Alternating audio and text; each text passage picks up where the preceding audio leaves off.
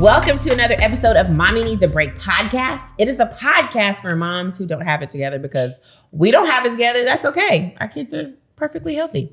I'm Megan Thomas, one of your hosts at Meg Scoop Everywhere.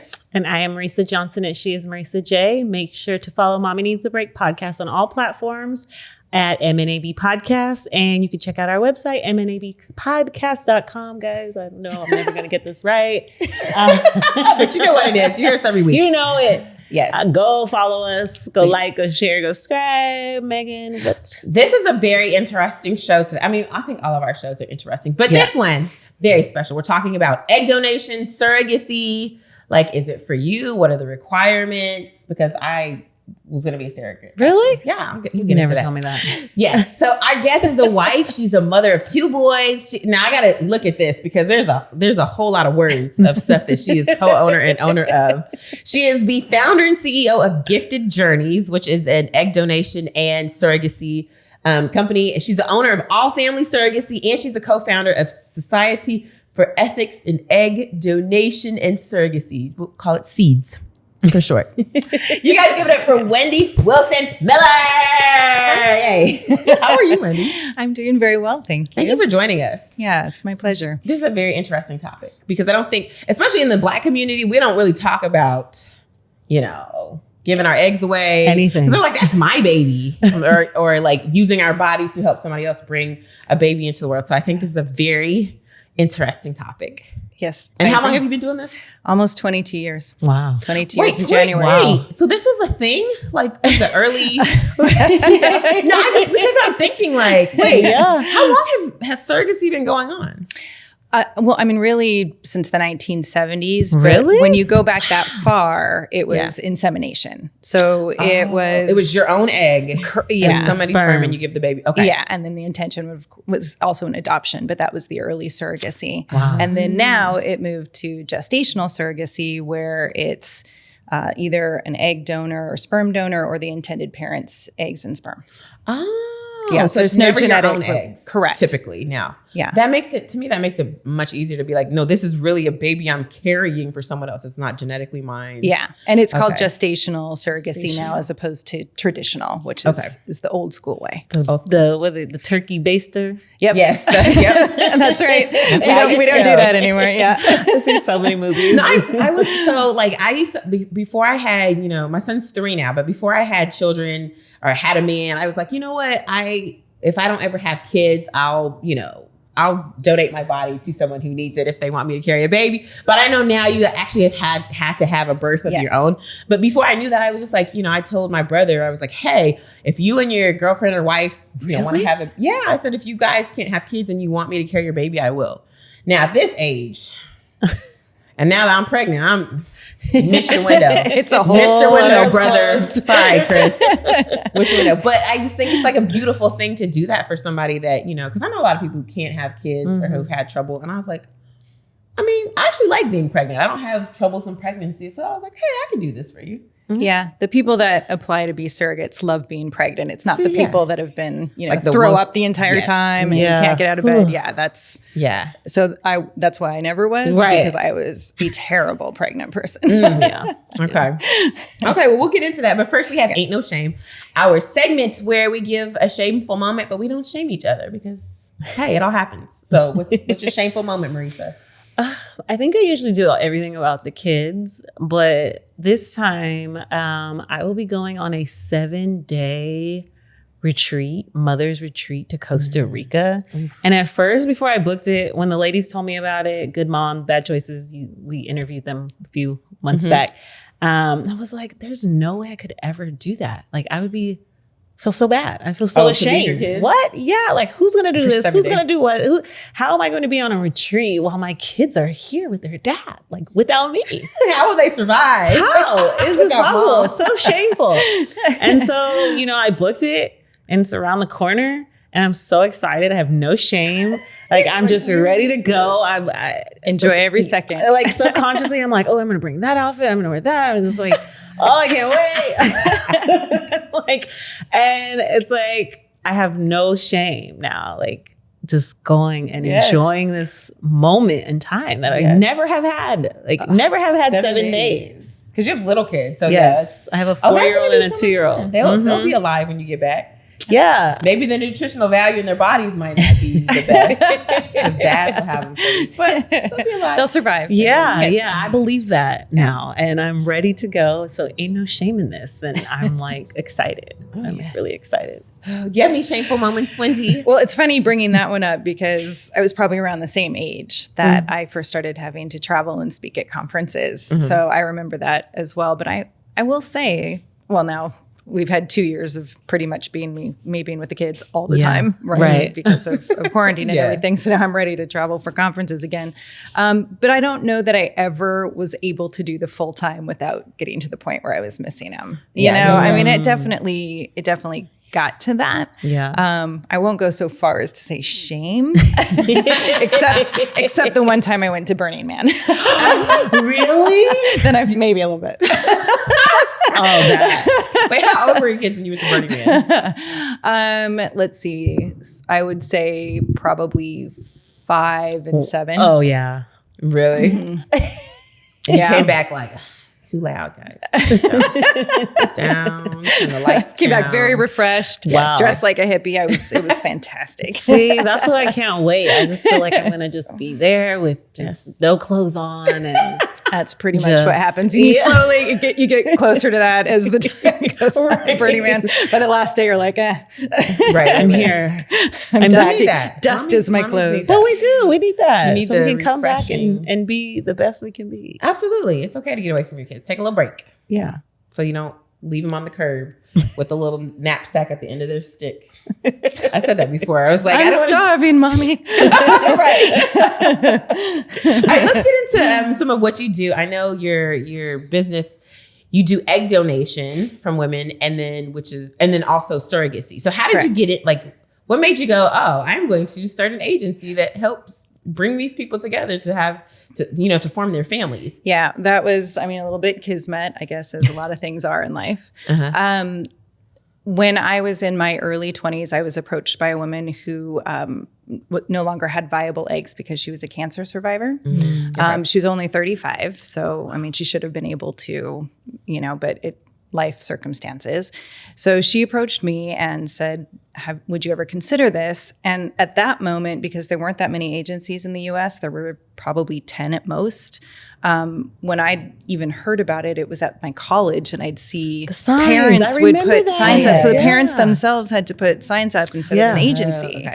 But I had never called. This was right after college that this happened. And so I said, yeah, I would think about it, but let me do research on it. So I ultimately decided I was years away from having kids of my own. And so I said, yeah, I'll give it a whirl. I'll give you my eggs. And she looked like she could be my sister. And then at that point, in your early 20s, you're so self-involved. It's like, what am I going to do? What's life got in store for me? So this was my first big moment where I was like, oh, wow, I'm looking at something from someone else's perspective. Somebody who had that taken away from them, but she still had the choice of who could be her donor and sort of pick things that were like herself, and then still, of course, use her husband's sperm. So there was just that choice that was given back to her that was taken away. And so you went through with it? So I went through with it. Oh, wow. Yeah. And so wait, do you ever go let me go see what she looks like? Or like the child that was birthed through your egg. Yeah. Do you ever check on the child? Well, I don't show up at their door. But I'd be so curious. I'd be like, I want to know how you turned out. What do you look like? Even not creeping in on your life. But. Yeah. So there are 3 kids out there from egg donations of mine. So there's 2 boys and a little girl. I check in with everybody. Okay. So, especially when I had my own kids, that way I could say, oh, I have healthy kids. Or what if something changed in my medical history, or when my grandmother passed away, what did she pass away of? Things that might be important for them to know as the kids grow up. But I also had frozen my eggs when I turned 30-ish because I had worked in the industry long enough at that point to know I probably should, just in case. Yeah. And ultimately didn't end up using them or needing them. So I also donated those to a friend of mine. Wow. So she has a little girl and I have 2 boys and I wanted boys. I always wanted boys, but I was like, but at least I can see. Oh, that's cool. Yeah. Like, see how they turn out. Okay. So, and we all are friends and we know each other. We used to live just a few miles apart, but they ended up moving across the country, but we still stay in touch. And she calls me her donor angel. Like she doesn't really, you know, she's the same age as my youngest son. So do you feel like those are your kids? No, it's different. It's sort of like how when you hear people adopt, they say they just always knew that those were the kids they were supposed to have. Yeah. And in those, it's sort of that same feeling. Like I feel more towards those kids than I probably would just random kids, of course. Right. Yeah. And I'd want the opportunity if something happened, if they needed, I don't know, kidney or I don't know, you know what I mean? Like I'd feel more inclined to probably help them out. And certainly if they're curious about that biological connection and just want to know the history, then I would be very happy to share that. And that's why, to me, the more open it can be, I think the better. Now, does the parent choose how open it can be? Like with donors, meaning, if my kids want to talk to you later in life, are you open to that? Like, do they choose that or does the donor choose that? It's everybody. Okay. When I first started, so looking back about 22 years, more often than not, egg donations were anonymous. Although anonymity doesn't really exist in this world, right? Like it just doesn't. So, you know, at this point, you can still do an anonymous contract. That's what it's still called. Okay. But we don't necessarily encourage it because now we have donor conceived children, both from sperm and egg. And the one thing that's pretty consistent is that they're curious about their biological connection. Yeah. And if you take something like that away from a child, then they might, depending on what their personality is, that might be very harmful to them. Yeah. They might feel a sense of loss with that. So at this point, I encourage everybody to do open donations. I would suggest it to everybody, so I do. But it's still very mixed in the US, depending on the agency or the clinics that are doing it. And of course, there's frozen egg banks where there might not even be that option. So in my opinion, they should all be open for the sake of the child, and also because you don't know if there's going to be a medical history change. That's true. Yeah, that's important. What's the criteria if I wanted to donate my eggs or if I wanted to become a surrogate? What would I have to do? So egg donors are typically the age range you see, 21 through probably 27 is the most common. Healthy lifestyle, obviously you can't smoke or drink or do drugs, or certainly not anything that's going to come up on a test. I'm not going to tell somebody they can't have, a glass of wine or whatever, but you can't do it during, certainly not during the donation or anything like that.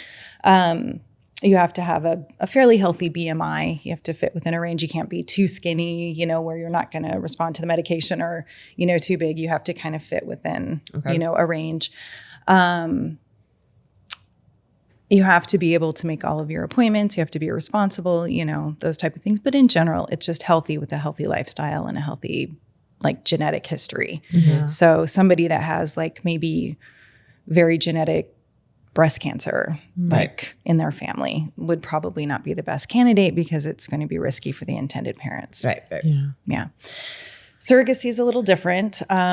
So probably 21 to 37 is probably your average age range for surrogacy. Although most of my applicants, because you need to be done with your own family building, are probably in their 30s. So I would say kind of late 20s, early 30s. Are more common because they have to be done with. So meaning you don't intend to have any more children. That's ideal. Okay. Yeah, that's the ideal. And it's the suggestion from our mental health professionals and just kind of in general in our industry, because you never know with each pregnancy if it could potentially be your last, right? Some people can clearly have 18 kids and their own shows, right? Where other people might have a fairly traumatic pregnancy and it might keep them from being able to have any more kids in the future. So we don't want a woman to commit this amount of time and effort to a family only to find out that she can't have any more kids of her own. Okay, that makes sense. Yeah. That makes sense. That's so what if, how long does this process take, by the way, for for an egg donor, and then obviously surrogacy is like, you know, the 9 months for pregnancy, probably a few more months before that. But what is the process, like egg donors? How long does that take?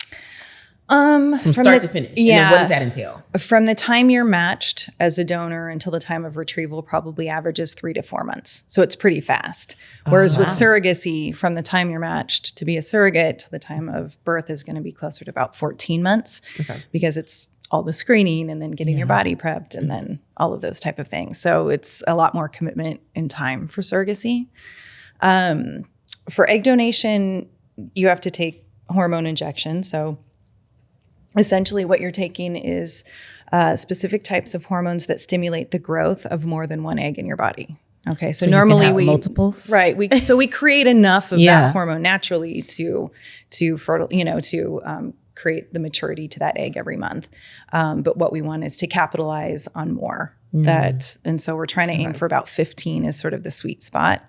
And so between both ovaries and being a young woman, that's pretty easy to achieve. So it's about 2.5 to 3 weeks of daily hormone injections to stimulate your follicles. And then the retrievals and outpatient, you go in and you'll be under a twilight sleep and they retrieve the eggs vaginally. It's just a long thin needle. So it's like almost like getting an injection in the side of the wall, and it has a little aspiration device on top that sucks all the fluid out of each follicle, and inside that fluid is the egg. And then they're able to tell which ones are mature. And so they fertilize the eggs, and then typically now they call it blastocysts. They grow the embryos for 5 days, and the ones that survive those 5 days are the embryos that are really, really healthy. I interviewed someone who had their own eggs, and it was like grade A. Like, so they grade that and they picked the grade A, and there was like another. So I was like, because some were boys, some were girls. So that I'm like, okay, that's a really cool thing to like even see or know, and the process of. Oh, now I have a mature egg. And then wait, when people are matched, so if it's a family that says, oh, we want to use her eggs, do they get to pick like which egg, or do you kind of say, oh, this is the egg that you get? So they choose the donor, right? So if like for me, so they chose me as a donor, and then that whatever cycle of eggs that I get. So they retrieved 22 eggs, I think. It was a long time ago. Medicine's also got a lot better than it used to be. And then all of those get fertilized, and then of the ones that are fertilized that are viable, right? The ones that are viable, they typically right now, the more common thing they do is they then take those into a next type of screening, which is called PGS, or pre-implantation genetic screening, where they're able to go in and test for all different sorts of carrier issues, Down syndrome, things like that can be very devastating for the parents. So then all of the embryos that are the healthiest quality and the most likely to create a viable pregnancy will then be frozen, and then they determine when they do the transfer of the embryo. Oh, so wait, so the parents that get this embryo, or that get this, they're embryos at this point, right? So do they pay per embryo, or do they? It's just kind of like it's the cycle. It's whatever they get from it. So if somebody has a great cycle, and it's counts, sperm quality counts too. There's so many different things that go. So if you start with 15 eggs, you might end up at the end of everything with 4 embryos, but they're 4 very healthy embryos. And then they choose if we want to have all of them, or like save and them. In this PGS screening, they take a cell out of the embryos. And they can test that cell for all these different carrier things. And they can also test whether it's a boy or a girl. So if somebody, we had a couple come to us and they had 7 girls. We must have a boy. Only boys. Yes. Only boys. And so, they were like, we very specifically want to go through this so that we can that's like so funny, because my fiance and I were talking about that before we had this baby. He has 3 boys already. So he was like, look, if we have another one, it has to be a girl. There's no way I'm going to be a father of another boy. I don't want any more boys. I'm done. And so I was just like, wait, would you consider us like going the whole like route where we're doing, IVF so we can see the sex of the baby and everything? And he's just like, no, that's not natural. And then after I kept talking, he was like, okay, wait, I'm getting more intrigued about this. Like, you might have to go that route. But then, this one happened. So, so he lucked out. But yeah, that's like such an interesting, like, just all of this is so. Yeah. I mean, in your case, you heard the woman's story, and obviously she had a story that touched you. Yeah. But what do you think? Because I'm thinking you said like 21, right? You said ages 21 to 25. And I'm thinking about what I was doing in 21 and 25. And I was in college where we would joke about it. Like, oh, you can get X amount of dollars to do this. Yeah. But like, what do you think is most commonly a 21 to 25-year-old would be? Like, what type of person? I don't know if I'm asking that right. Would be intrigued to do something like this if it wasn't like a situation like yours where it was like an emotional connection between the two. Is it money? And if so, is it a lot of money that they're getting? Like that what's like the pay range, right. I would say. I would say probably the average pay is somewhere between $7,000 to $14,000 for one cycle. Higher being like somebody who's done it more than once. But that's probably the most average. So do you think a 21 to 25-year-old would be like, oh, I need the money?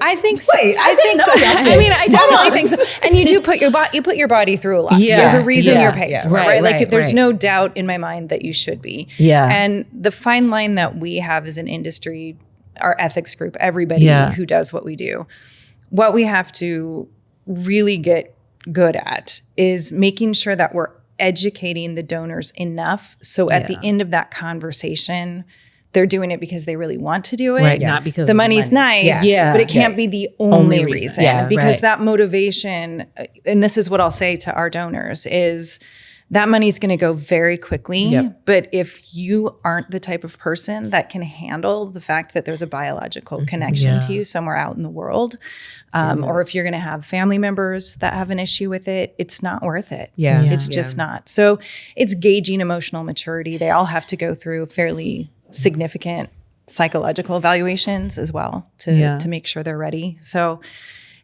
it's tough. I mean, we've gotten better at it. They didn't used to do all that stuff when I first started in the industry.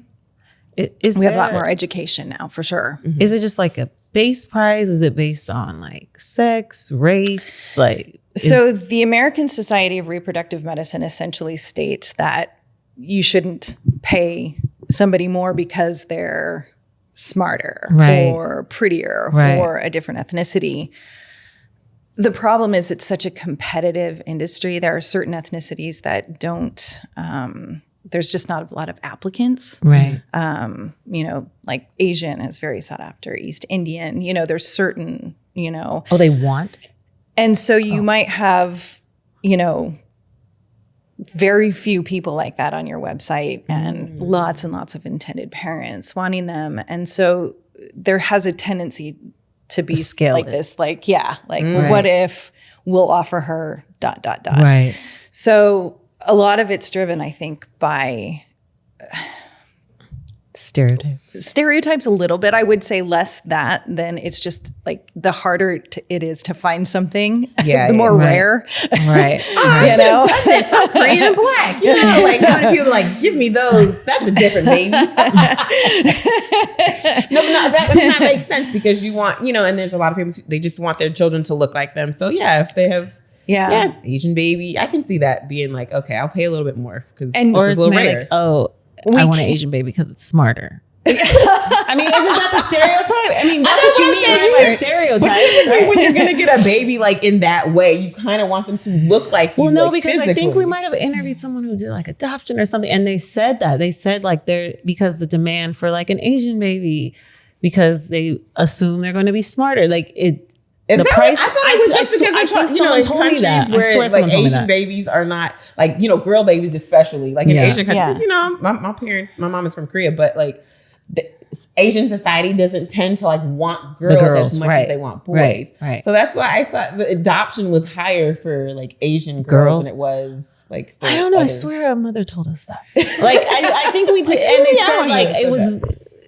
based on kind of the stereotypes, like in a sense. I mean, look, if I'm going to pay because, I get it. Like, I don't think there's anything wrong with that. I want, and I know you can't charge more, you can't say, but I would absolutely, it's, especially me, if I was going to like a house. Yes. And if I needed, I'm going to give you $50,000 more for this house. And here's my letter and my photo. You don't want to say it like that because it's a human life. But at the same time, I'm Korean and Black. So for me to find a donor that looked like me, I would have to pay way more money. Yeah. You know what I'm saying? Because I couldn't, because obviously I feel like most donors are probably white, correct? Caucasian. So Caucasian and Hispanic are probably really? Yeah. So then I would have to pay a little more if I want a Black baby, a little more if I wanted an Asian baby. Definitely I'd have to be paying a lot if I ever found a Malaysian egg donor.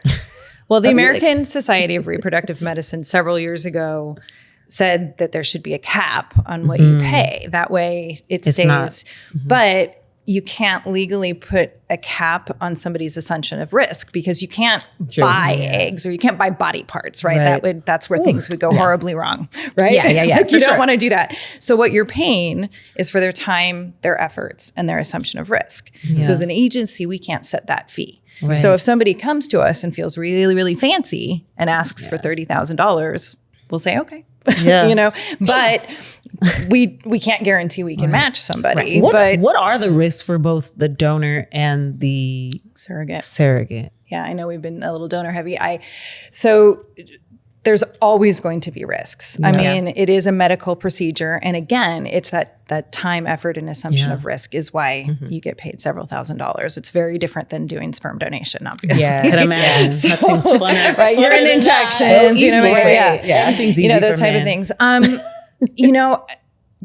At this point, the risks are considered low, right? Like you can go on the American Society of Reproductive Medicine website and you can look at the major risks.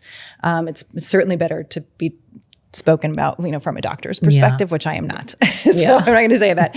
But if somebody has endometriosis, for example, I'll say don't do it because this can exacerbate it, or any sort of hormonal issues whatsoever, or PCOS or anything like that. Yeah.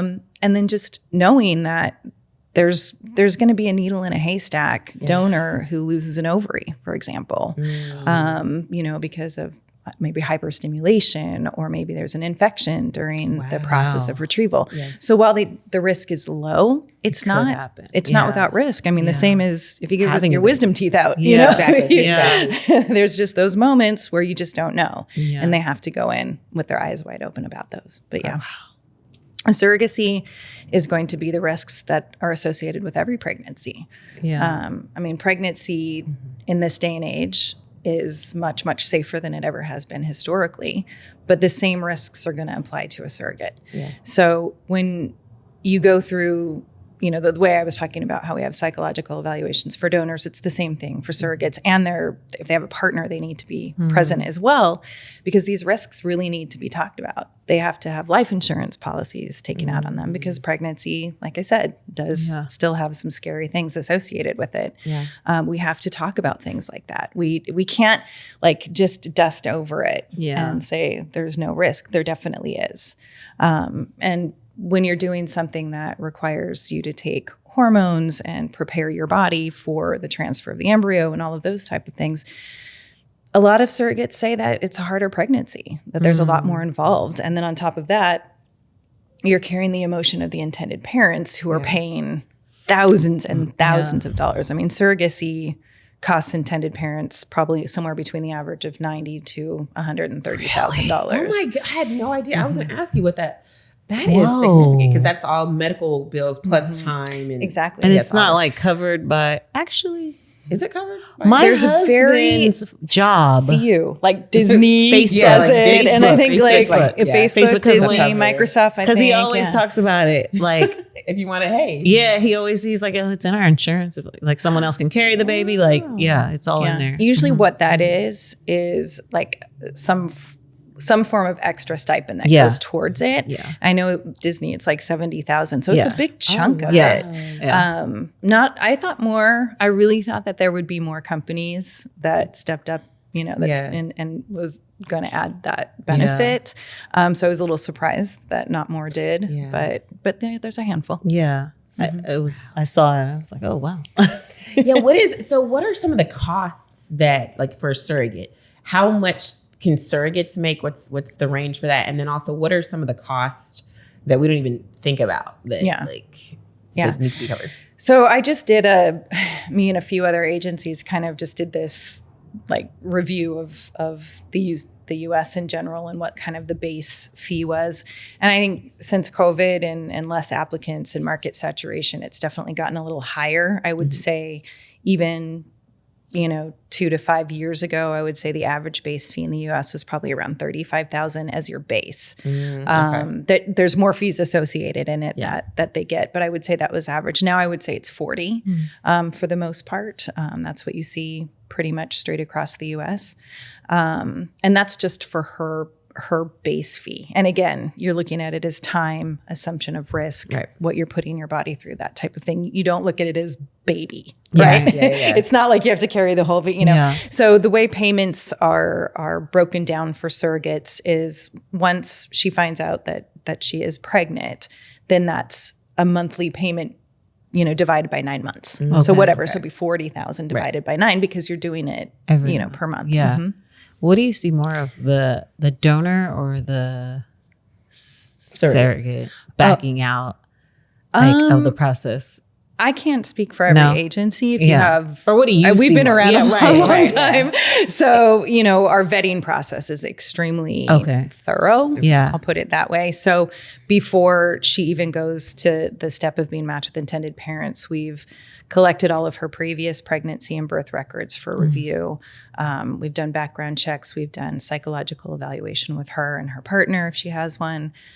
Social worker visit. There's so many different things, so many hoops that she's jumping through, and all of us saying, okay, she fits exactly like somebody who's responsible, aware, is asking the right questions, has her concerns that, were addressed, and all of these type of things. So all of this happens first, and then it's sent to the intended parents' medical doctor, reproductive doctor, for their team to review. So then they review this like entire, essentially, here's all the stuff we've done, so it takes like 2 to 4 months on average to vet our surrogates.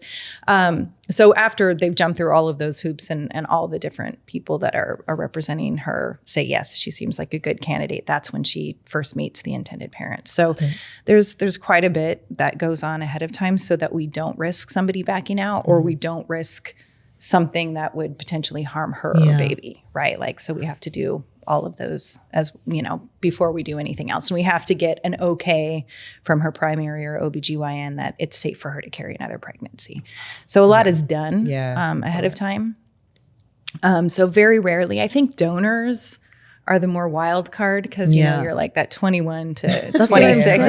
Yeah, their frontal lobes aren't fully developed. I was drinking a lot last night. Today's egg retrieval. A little off. Is there like a certain amount of, so this is my last question, guys. Is there a cap on how many times you can donate it? Yeah. The suggested cap is 5 times. There's some little bit of wiggle room there if she goes back to donate for the same family so they can have a genetic related child. But that's pretty much the suggestion. 5 donations, 5 to 6, I would say. And then for surrogates, 5 pregnancies is wow. There's people who've carried children. I would think like 1 or 2, but 5?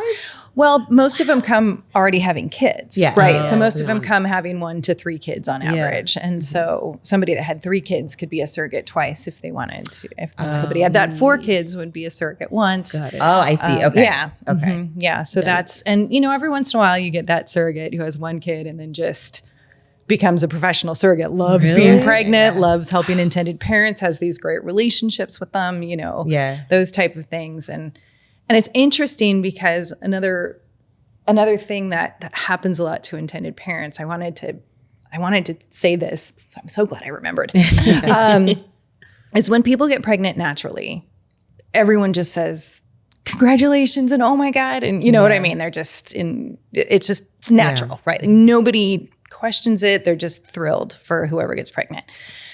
When people need surrogacy for whatever reason, so maybe it's same-sex couples, right? If they want a biological child, this is their option, right?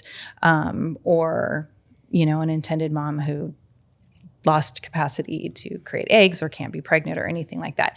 The second surrogacy and assisted reproduction is involved is when people sort of not purposefully, but say very harmful things like, why not just get a dog or why not just adopt? Yeah. That's which is interesting because we never say that to people who get pregnant naturally. But the second somebody needs help, those comments come like all of a sudden the intended parents are just responsible, for saving the world in this other way, and not, so it's an interesting thing that happens in our industry. So a lot of people are very private about it for that reason. Yeah. Yeah, that you never think about that, but it's like, I can see somebody being harmful, mean like, are you gonna love the baby the same? Like, 'cause you didn't carry it, or, like saying things like that. Well, I think one of the things I brought up yesterday, and you brought it up in the beginning, was I felt like it was a human being's natural like behavior to want to know who they are, especially as they get older. Like, it's like, where do I come from? And the more they learn about themselves, well, where did I get this from? So when you said that you recommend that it be an open-ended situation, I'm like, oh, well, that's exactly that was my concern in my head, because even as we get older as women, like whatever that may be, you're always searching. I think it's just a natural thing that you're always searching for, like, who am I? Or like, how did I get like this? Or just where do I come from? Like, where do I come from? It's a natural human curiosity. If I found out today that one of my parents was, that I was donor conceived, I would be I would have to know, because I'm a naturally curious person. I wouldn't think my parents are any less my parents. But I would really want to know. And I have to assume that that's going to be the vast majority of children through this. And what we know, there's We Are Donor Conceived is an organization that's come up in the last few years that are donor conceived offspring curious about that biological connection and can't find it. Right. And the different sort of emotions and feelings and a lot of times pain that comes with that. Do you see that often as the children get older? Like, is it? I am in a more unique situation in that I help them in such an early part of the process that it's more what I've noticed is people finding me, even though I started working at another agency and then started my own, people are finding me from way back then saying, Wendie, is there any chance that you could find our donor? Could you reach out to her? And I mean, there really isn't if it's an anonymous contract. I don't have that ability to be able to do that. And from 20 years ago, those things are hard to find. Or this is the intended parents coming back saying our children are curious, or there's this medical condition and we want to have more information, or ... ongoing. So it's the best thing I think anyone can do going through, whether it's sperm donation or egg donation, is try to be as open as you possibly can, because it's not about when parents come to me and they say, I'm scared that they're going to not bond with me as much if there's a relationship with the donor, or if, that. And it's reminding people that this part of the journey is theirs to heal from and to not put on the child, because that's the child's story. And the child should have the right to have the information about how they came in as much as they possibly can. And that is their responsibility. Those fears that it's more common for intended moms. I'm going to say a lot more common for intended moms, because and first time moms on top of that, right? It's scary anyway. But it's just reminding people that that's their fear and that's their emotion that they have to work through. That's part of their journey in this life.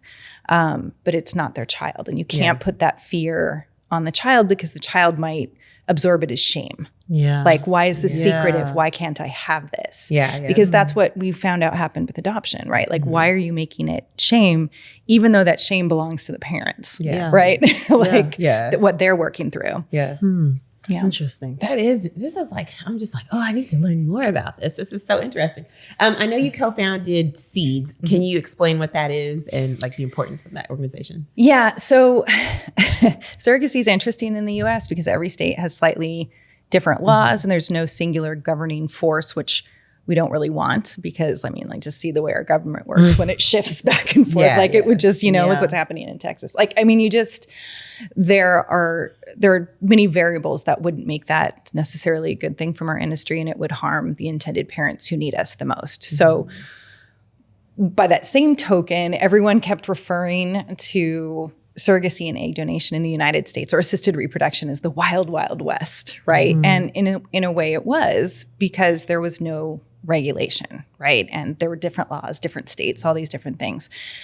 So several years ago, me and 2 other agencies got together at one of the big ASRM meetings and said, what if we created an organization where we created the standards as an industry, not us, not our 3 agencies, but what if we reach out to all of the other agencies that we can get a hold of who want to be a part of this organization, who want to see the industry thrive and do the right thing, especially, I mean, when you're bringing new life into this world, you have a little bit more of a responsibility for, your moral compass there.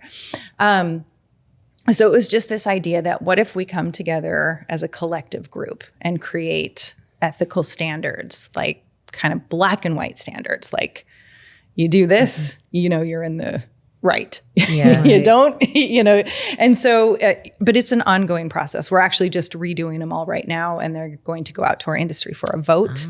Okay. And there's different standards are, this is right, this is wrong. Guidelines are, there's a ton of gray areas that can happen. There's something new that comes up all the time. So here's, people who've worked in the industry, the longest, and people that have been in our field for a very, very long time and have seen a lot of different things. And so here we can create these guidelines and suggestions for what to do if something like that comes up. And then on top of that, creating an educational resource, especially because you don't have to have any sort of license or anything at this point to own an agency. What? Oh my. There's no licensing. And so it's like, okay, what if we created an educational space where you have to have a certain amount of education on the basics, on the standards, right? On those guidelines, like just like sort of the basic education to know what to do, and then a resource to be able to pull from where you can have mentorships and things like that. Okay. And we definitely have noticed since this organization has really started to get legs, we've definitely noticed less issues with like agencies, for example, mismanaging money or things like that, where you have vulnerable, sensitive people because we're all talking together more. We're able to sort of be our own watchdogs in a way. Yeah. Well, that's really good. That's really important. I think before we get out of here, I know I have one more question about for surrogates, how much, because these parents are essentially paying, for this baby or medical care, everything, how much say do they have over, let's say little things that the surrogate mom does? For example, like Marisa's vegan, I'm not. So could she say, oh, like you can't eat no Cheetos, like, or is it how much say do this? There's a fine line between, micromanaging and body autonomy, like in this sort of thing, because there's an expectation that a surrogate's going to be healthy, take care of baby, not do things to put undue risk on the pregnancy. So there's going to be the contractual requirements to follow all of the everything that the doctor says to do, right? Like literally everything the doctor says to do. But there are some, flexibility things. Like, for example, we were talking about vaccinations earlier. Some intended parents don't want a surrogate to get vaccinations during the pregnancy. Others, they're going to say yes. So in that sense, it's just matching people up who might have more of the same belief, right?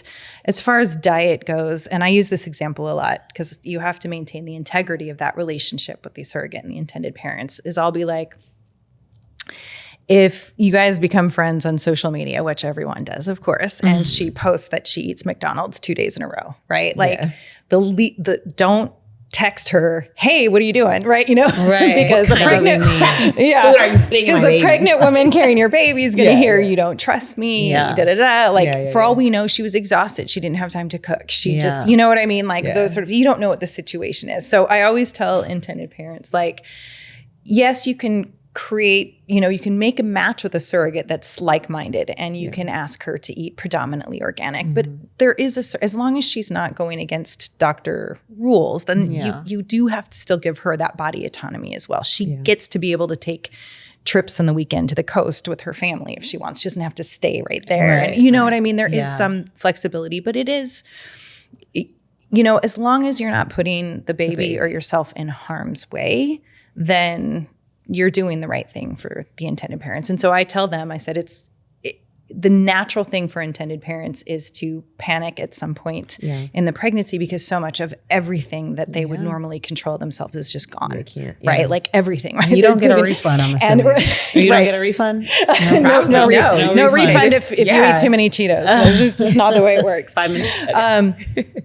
But it's I said, there are going to be moments probably in most journeys where the surrogate's going to do something normal for her, not harmful for the baby, but it was something that you wouldn't do. And your reaction is going to be to panic, but don't put it on the surrogate. That's when you call your agency, and your agency can say whether or not it's a thread we should follow. Do we need to talk to the surrogate about this? But let it come from us, right? Let's maintain that relationship, right? For sure. Or you guys, I understand you're upset. I understand this is something you wouldn't do, but she's done nothing wrong. Now's the time to, go for a hike, drink a bottle of wine, take a little vacation, take a nap. But, and it's hard, and I understand it from both perspectives. A surrogate doesn't want to be micromanaged when she's doing everything she's supposed to do. And she's the one going through, the hormones and the cravings and the discomfort of pregnancy and all those kind of things. But by that same token, you understand the intended parents who are like, oh my God, I would have only eaten organic and I never would have done this. And, so it's a tough one because, the intended parents have to let go of control, and surrogates have to, try to maintain that understanding and respect as well. So it's a balance. Eat that McFlurry, ladies. Eat that McFlurry. Just one though, not too many. Don't do it. Sorry, Marisa. All right, before we get out of here, are there any is there any website or is there any social media you want people to follow? You have any upcoming projects you want people to check out? Well, I mean, I don't think we do a lot of projects unless you want me to help you make a baby. I can do that. Anything like that. Yeah. But I anytime anyone wants to call and be educated, I do it for free. Awesome. It's www.giftedjourneys.com or www.allfamiliessurrogacy.com. And if you want to read about ethics, it's seedsethics.com. But like I said, I am always happy to give a free education. If you're interested in being a surrogate, there's a lot to learn about it to see if it's the right thing, but I'm always happy to spend that time and space with people. Do you need more Black surrogates? Because we have a lot of Black moms. I love all surrogates. So the answer is yes. Yes, you hear that, ladies? All right. Yes, I do. All right, this last segment of our show is called I'm Fine, because, a lot of times people ask us how we're doing. We lie and say, I'm fine. So we're going to give you some inspiration. So when you say that, you're not lying. Today, the quote is, you have not lived today until you have done something for someone who can never repay you. And that's from John Bunyan.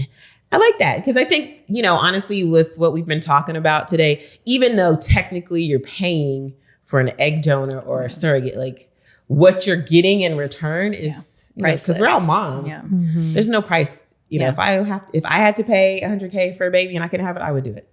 Mm-hmm. I'd make a payment plan. I'd figure it out because children are definitely a blessing and blessings and peace to those who help others bring their children to the world. Yeah. So that's it. Awesome. Thank you so much, Wendie, for joining us and giving us so much knowledge. Because like I said, this was very educational. Yeah. And maybe I'm glad I didn't talk to you before, because I'd probably been like, yes, this is the 5th time I'm donating my eggs. I probably would have been one of those people. And they're like, wait, I don't have any more eggs left? Where's my own? I probably would have done something crazy like that. So thank you for joining us. Professional donor. Seriously. Thank you so much for also listening and watching Mommy Needs a Break podcast. Make sure you follow us every week. We have great mommy and daddy guests. We love them. And if you have any different guests that you'd like us to talk to, put it in the comments below. I'm Megan Thomas at Meg Scoop everywhere. And where can we follow you, Wendie? At Gifted Journeys and at All Family Surrogacy. Okay, perfect. Yay. And I'm Marisa Johnson, and she is Marisa J. Make sure to follow Mommy Needs a Break for all exciting news, new episodes, new guests, all that good stuff. And we will see you next week. Bye. Yay. Thank you.